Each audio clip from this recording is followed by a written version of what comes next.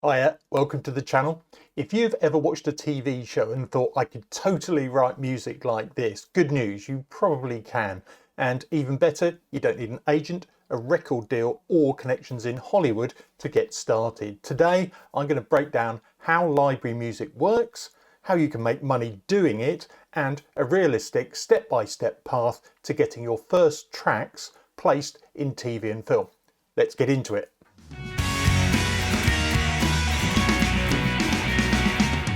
Library music, also called production music, is pre-written music that supervisors, editors, producers license for TV shows, films, ads, trailers, online content.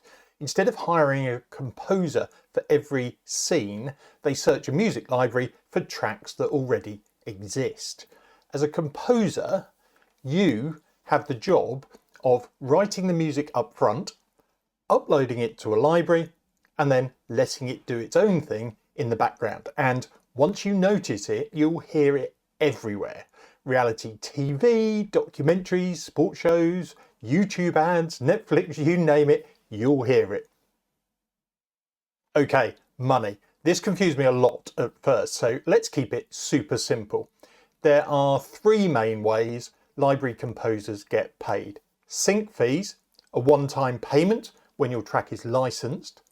Performance royalties, paid when the show actually airs on TV, and the biggest thing you're trying to build up is back-end royalties. So these are long-term royalties that can show up months later when a show is repeated anywhere in the world. When I first started, I was way too focused on the numbers. Honestly, early on, the goal isn't big checks. It's learning how the system works and getting your first placements. So, what sort of music should you write? This is probably the biggest mindset shift. Library music is not about writing your most artistic or experimental work. It's about being useful. Editors want music that clearly sets a mood, isn't distracting, easy to cut and loop, and supports what's happening on screen. Early on, I made the mistake of writing stuff that was way too busy. It was cool, but totally unusable. Think in simple labels. Tension underscore, uplifting corporate, dark cinematic drama, light quirky comedy. If you can name the emotion in 3 words, you're on the right track. And notice I haven't even mentioned the style of music. Each of those could be done with acoustic guitars, an orchestra, hip hop, pop. Lean into what you like writing. Do you need to be really good at music? Short answer, no. You don't need fancy gear, a music degree, or insane music theory knowledge. What you do need are decent production skills, clean mixes, realistic virtual instruments, some basic music theory, and the ability to actually finish tracks. This was a big lesson for me. Consistency beats talent in this particular world. Library composers win by being reliable, fast, and easy to work with. Someone finishing a few solid tracks a week will always beat someone endlessly tweaking one perfect track.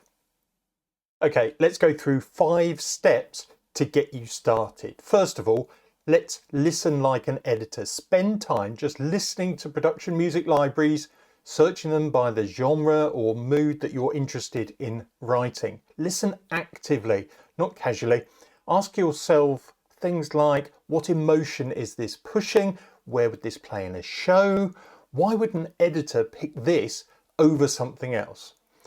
This changed everything for me once I started doing it. Step 2. And this is where almost everyone messes up, including me. Don't try to write in every genre. Pick a style and live there for a bit. For example, reality TV, tension, documentary underscore, corporate, inspirational. I'd recommend writing 10-20 tracks in one lane before switching. It helps way more than bouncing around. Step 3. Make your music easy to use.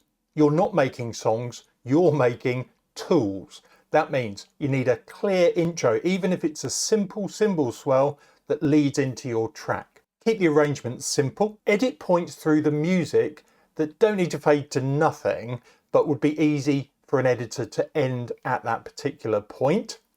And strong endings, and a button ending is always useful. So a strong ending would usually end on the 1 chord after a build, and a button ending is just a standalone chord that could be inserted at the end of any of the edit points you left earlier. Once I started thinking in this way, my tracks got way more interest. Before you submit your music anywhere, sign up with a performance rights organisation or PRO, like ASCAP, BMI, PRS. It's not exciting, but it is really important. Generally, I'd recommend signing up with a PRO for the country you're resident in, but saying that, I'm registered with BMI, even though I'm based in the UK. There's a bit more work to do filling in tax forms, but it's not overly complicated. Finally, remember you can only be a member of one PRO, as they're going to collect royalties from all over the world for you. Step 5, submit to libraries.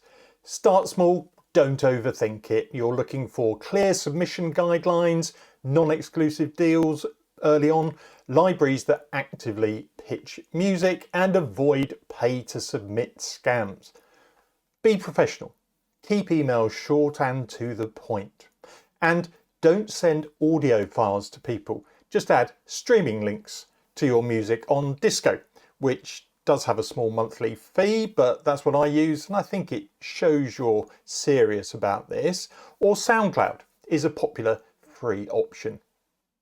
Okay, so as we're finishing up here are a few common beginner mistakes that I see, and a few things that I definitely did wrong early on.